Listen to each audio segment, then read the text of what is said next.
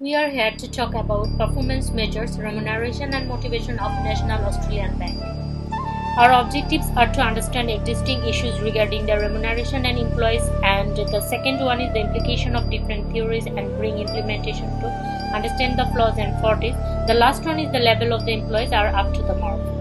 Performance management system involves performance management policies, performance objectives and standards, performance appraisal process, managing underperformance and discipline, rewards and remuneration strategy, development plans and learning and developing activity.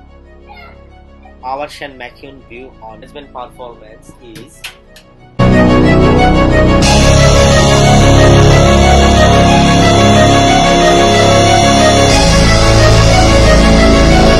is very effective for simple tasks and for getting people to do things in the short term. But for complicated tasks, complex tasks, enduring motivation, they're inadequate. They don't work very well. They often backfire. That have raised this issue. The concern is that they've probably taken it too far in arguing that pay for performance actually harms or undermines intrinsic motivation. If you want people to perform better, you reward them, right? Bonuses, commissions, their own reality show, incentivize them. That's how business works, but that's not happening here. You've got an incentive designed to sharpen thinking and accelerate creativity, and it does just the opposite. National Bank of Australia is the fourth largest bank in Australia in terms of its market capitalization and is the 41st bank throughout the world based on total assets.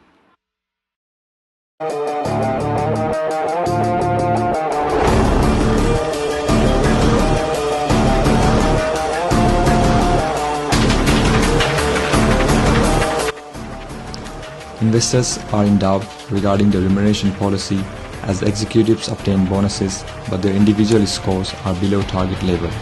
Moreover, this came to the effect due to shift of NAB to a single variable pay structure that lead to division in investors. Collapse of short-term as well as long-term incentives which are being paid on cash to the executives were cleared as a remainder in deferred shares for the 4 consecutive years.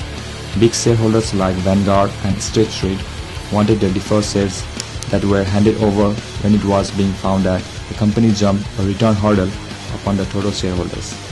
Due to all these reasons, NAB faced the greatest strike after Westpac, which faced in 2007. Furthermore, the performance domain of the employees varies with CEO and CFO statements.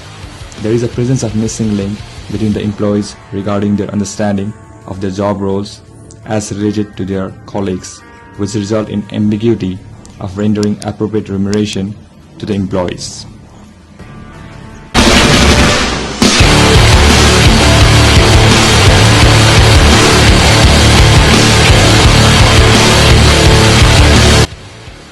And it is important that people in a year who overachieve can have the chance to earn more. So I think it does give you a chance to discriminate. And I think that's an important thing. So if you're looking at people who do really well, you can pay them more for that year. Short-term financial considerations was aligning the interests of the employees with the interests of, or the performance of the employees with the interests of shareholders. I'd put it another way, it was to align and incentivise particularly management, but then it trickled down towards more short-term shareholder outcomes. Is the issue one of absolute remuneration, or is the issue one of there's a certain type of potential employee who has a very strong interest in being able to earn variable remuneration depending upon their particular performance?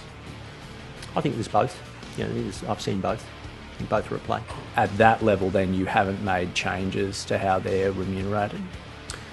No, we have made some changes with these recent variable reward changes that we've made to the bank, and the nature of the 60% deferral at the top of the company and 40%, because I think that will be a general trend that we will continue with. And I think if you're going to be hiring people out of a global talent pool, which we need to do, you need to just be competitive in your financial package.